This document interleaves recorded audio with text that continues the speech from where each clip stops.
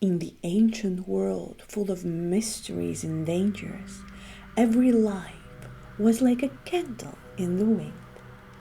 At any moment, even the youngest could face sudden death. And the mind refused to accept such tragedies happen by themselves. People had hard time accepting this randomness. It seemed that behind every sudden departure from life, there was a mysterious reason. When in those days almost nothing was known about internal diseases such as heart attack or inflammations, a simple but frightening theory arose. It could be witchcraft. It became a convenient explanation for any misfortune that was beyond understanding. It is not surprising that people sought to learn more about evil spells, understand their nature, and find ways to protect themselves from an invisible threat. For innocent victims, magic became a real enemy from which they had to defend themselves, while some sought ways to use its power for their own good. However, alongside genuine magical influences, there were also more prosaic dangers that could be perceived as manifestations of magic. A random misfortune, such as a cart rolling down a slope, a mad dog, or a heavy object falling from the sky, all of this could be considered the result of the action of dark forces. The belief that these misfortunes were connected with magic gave rise to an entire industry aimed at protecting against bad influence. Amulets and talismans, similar to shields, repelled evil spells and were an obligatory part of everyday life. Protecting yourself and your loved ones from magical pollution was as important as running a household or maintaining a house.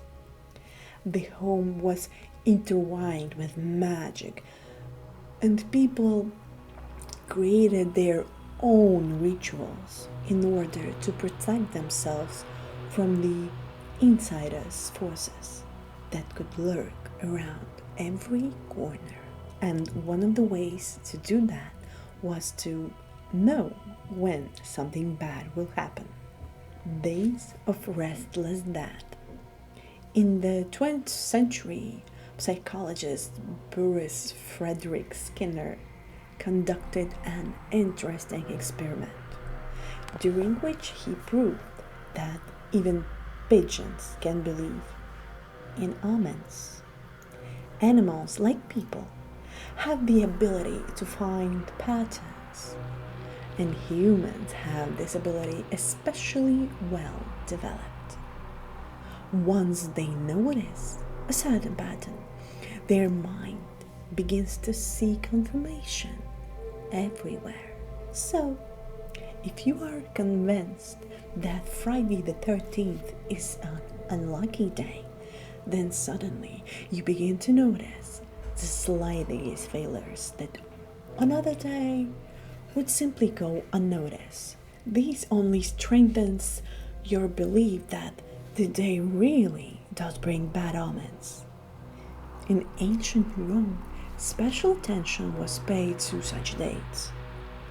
Memorable days of great defeats were declared days of bad omens, when it was forbidden to conduct any public business, and the Roman calendar was filled with unfavorable days on which one should not start new business, mention the name of Janus, the god of beginnings,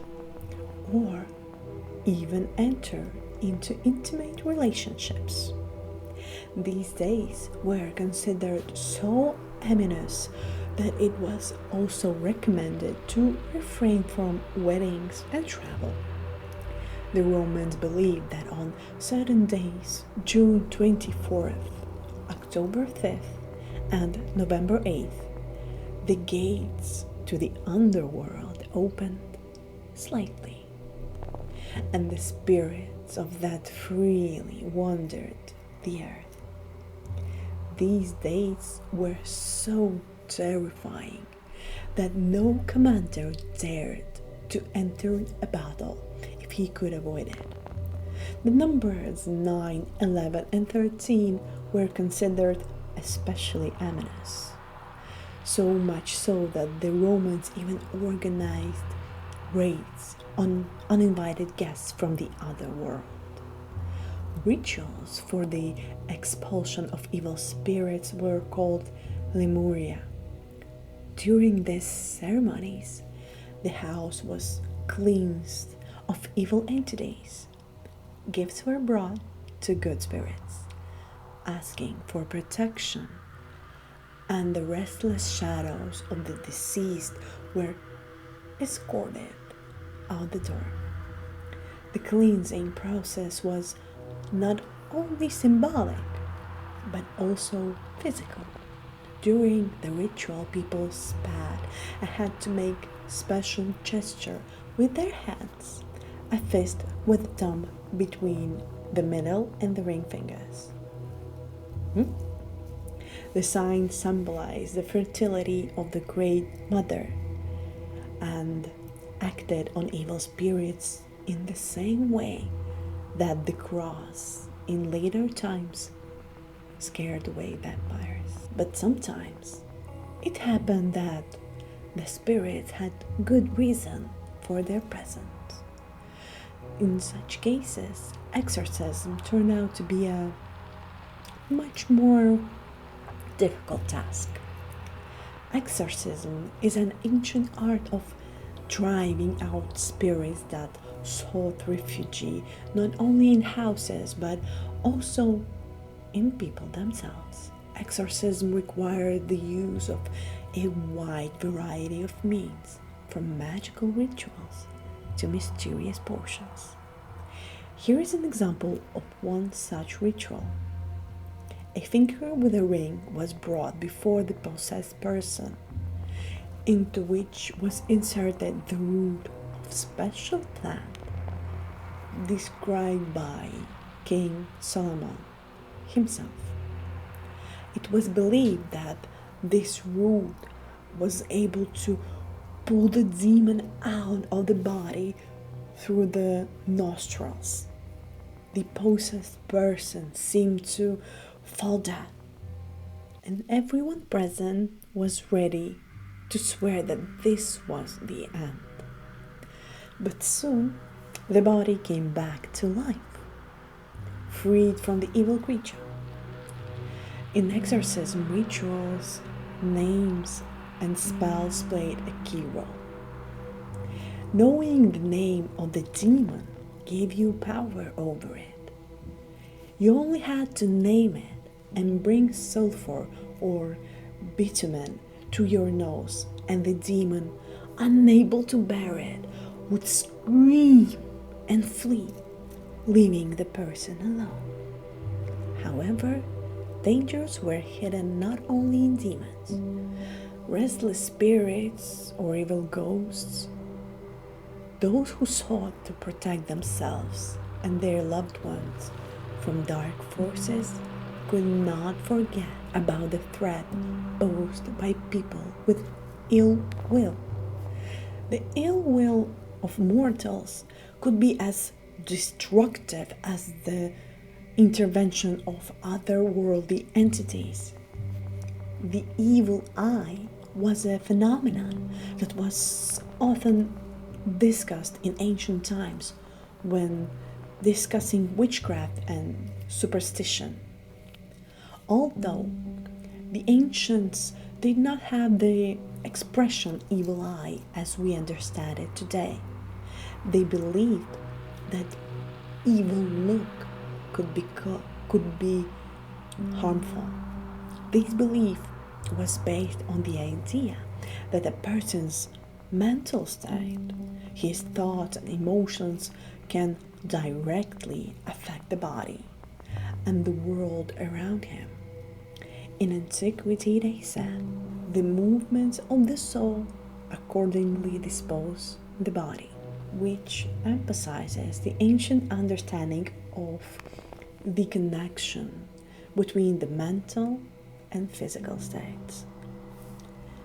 Amulets were used to protect against evil looks, among which the most effective was fascia, an amulet in the shape of phallus, which symbolized fertility and health.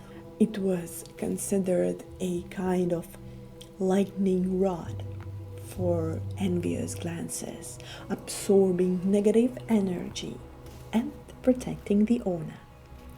The ancient Romans believed that the phallus was a target for evil forces, and artificial phallus amulets helped to distract unkind glances from the real object. In addition to amulets, there were other means of precaution. For example, the Romans crushed the shell of an eaten egg or cracked a snail shell, believing that the spirits would consider their mission accomplished upon seeing the destroyed object. The tradition of breaking glasses after special events may have its roots in these ancient customs. If the protection of amulets and rituals was not enough, ancient recitants could sue a sorcerer. Although it was difficult to prove the evil eye, an injunction was considered an effective means. However, privileged families could avoid accusations by using their influence. Protective amulets often had inscriptions that not only warded off evil but also repelled it. Some amulets were also intended to protect magicians themselves during rituals. Such objects were made of silver and had magical symbols and text carved into them. Everything we have talked about reminds me of how the ancients tried to understand and tame the world of magic and spirits. Whether it was exorcising demons, protecting against evil spells, or diverting envious glances with the help of amulets, each means reflects the desire to gain control over invisible forces. Antique rituals, superstitions, and belief in the magical properties of everyday things serve as a reminder that people have always sought ways to protect themselves and their loved ones from incomprehensible. Let these stories inspire you to find your protection and magic in your life. Stay magical. Bye.